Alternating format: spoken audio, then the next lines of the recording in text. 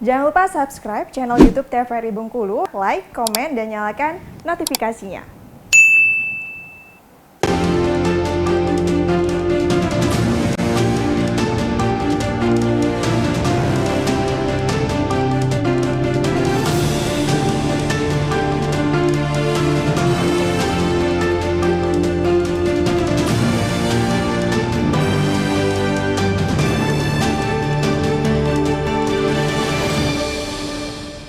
Masih bersama saya Afrigo Zuhri, pemirsa dalam program acara Berendo. Dan pada sore hari ini kita membahas tema bersama rakyat awasi pemilu. Dan pada saat ini juga pemirsa tadi kita sudah membahas satu tema yang menarik dan tentunya tadi bagaimana sih tahapan ataupun bagaimana pengawasan yang dilakukan oleh Bawaslu.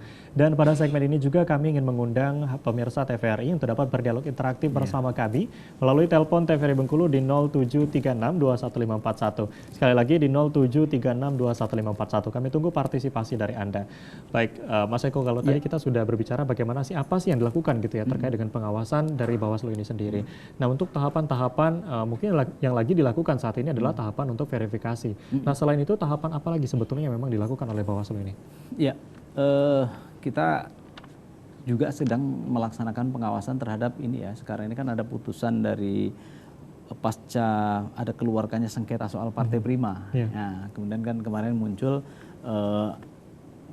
kemudian KPU diminta untuk melaksanakan verifikasi ulang terhadap Partai Prima. Nah, sekarang pada tahapan itu, artinya di luar tahapan yang tadi saya sampaikan di awal, pendataan pemilih, kemudian ada virtual dukungan calon perseorangan (DPD), ada juga sekarang kemarin kita juga melaksanakan pengawasan terhadap verifikasi faktual kepengurusan dan keanggotaan Partai Prima.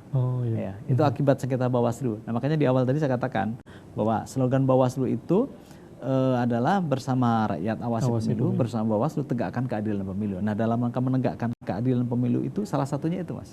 Jadi ketika ada ketidakpuasan, ada proses-proses sengketa, maka kemudian Bawaslu hadir untuk menegakkan keadilan itu sendiri. Maka salah satu outputnya itu tadi Partai Prima, kemudian kita laksanakan verifikasi. Padahal tadi di awal saya katakan penetapan parpol ini sesungguhnya menurut undang-undang adalah 14 bulan sebelum hari pemungutan suara. Tapi karena ada proses sengketa, maka sekarang kita verifikasi. Jadi makna dari bersama Bawaslu tegakkan keadilan pemilu salah satunya itu ya. Jadi kita juga concern untuk mengawasi itu bagaimana kemudian nanti partai Partai Prima itu hasil verifikasinya ini dapat dipertanggungjawabkan oleh KPU. Nah, makanya kita melekat juga, kan ini bagian jadi juga tahapan. Gitu. Nah, kemudian yang berikutnya yang juga penting bahwa Bawaslu di samping mengawasi tahapan melekat adalah bagaimana kemudian ketika terjadi pelanggaran. Ini menarik nih adanya pelanggaran pemilu, karena Bawaslu ini tidak hanya mengawasi tapi juga menegakkan keadilan. Menindaki juga gitu ya. Dan menindak. Ada tindakan. Ada tindakan. Nah, contohnya misalnya ketika terjadi sengketa itu tadi Partai Prima. Nah, jadi secara garis besar maka tugas Bawaslu kaitannya dengan soal yang penindakan atau penanganan pelanggaran, maka menangani pelanggaran, kemudian penyelesaian sengketa. Nah, karena kalau ada sengketa terhadap putusan KPU misalnya itu nanti proses sengketanya di Bawaslu. Nah, kemudian ada pelanggaran-pelanggaran yang dilakukan misalnya oleh partai tertentu, atau kemudian ada putusan KPU, kemudian yang kemudian itu perlu kita sengketakan, atau masyarakat mengsengketakan kepada Bawaslu, maka kemudian kita harus mensengketakan. Jadi menegakkan keadilan pemilu itu di situ salah satunya gitu.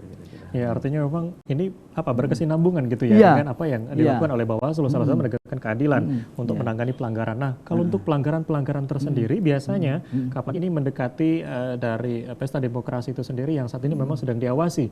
Nah, pelanggaran seperti apa yang biasanya sering ditemukan? Kalau sekarang kita juga sedang menangani bersama dengan KPU, itu ada dua pelanggaran yang sering muncul, yaitu pelanggaran terhadap kode etik pelaksanaan pemilu.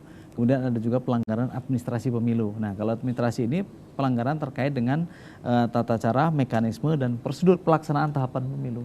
Nanti, jadi kalau ada tata cara, ada prosedur yang kurang pas, maka kemudian itu bisa disengketakan secara administratif. Jadi pelanggaran terhadap administrasi. Nah, kalau pelanggaran terhadap kode etik adalah pelanggaran yang dilakukan oleh penyelenggara.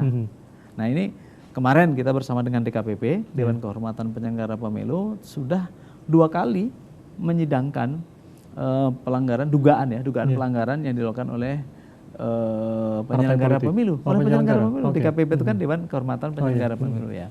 Jadi oleh penyelenggara pemilu ada 2 kemarin untuk Bawaslu Kota Bengkulu dan KPU Rejang Lebong. Kita sedangkan itu. Artinya untuk menegakkan kode etik yang dilanggar, ya artinya menurut pengadu. Kan ini bebas di masyarakat nih Mas. Masyarakat tuh pokoknya kalau ada pelanggaran, laporan itu kemudian nanti disampaikan, langsung kemudian DKPP menyediakan, maka kita juga harus menyidangkan gitu. Artinya kalau kita berbicara soal pengawasan, tidak hanya dari Bawaslu saja yang mengawasi, tapi masyarakat juga ikut mengawasi ya. Betul. Untuk saat ini mungkin sejauh ini seperti apa? Maksudnya masyarakat melihat juga antusiasnya gitu ya dalam pengawasan pemilu hingga saat ini.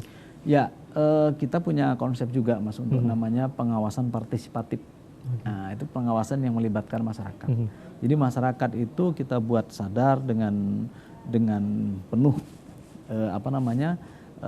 tanggung jawabnya bahwa sesungguhnya pemilu ini bukan hanya KPU dan Bawaslu saja, tapi masyarakat juga hadir di sana, masyarakat juga berhak untuk mengawasi. Terlibat bersama terlibat gitu ya. bersama itu. Jadi partisipatif adalah bagaimana menimbulkan rasa tanggung jawab bersama terhadap pelaksanaan pemilu. Maka kemudian yang dilakukan oleh Bawaslu adalah menciptakan kader-kader pengawasan partisipatif. Kita selalu membuka keran kepada masyarakat umum untuk dapat menyampaikan secara langsung terhadap hal-hal yang menurut misalnya catatan masyarakat di lapangan ada yang perlu disampaikan ke bawah, kita buka, kita terima gitu. Laporan, temuan tadi. Makanya partisipatif di sana. Jangan kemudian soal pengawasan ini hanya ansih Bawaslu saja, KPU saja gitu atau KPU sebagai penyelenggara, tidak, tapi masyarakat juga terlibat di sana.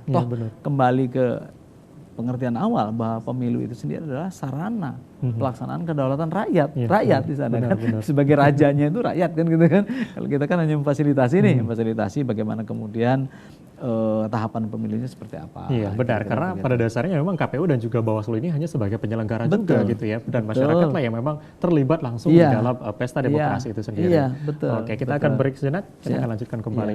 Dan pemirsa TVRI Bengkulu, jangan kemana-mana, tetaplah di Berendo.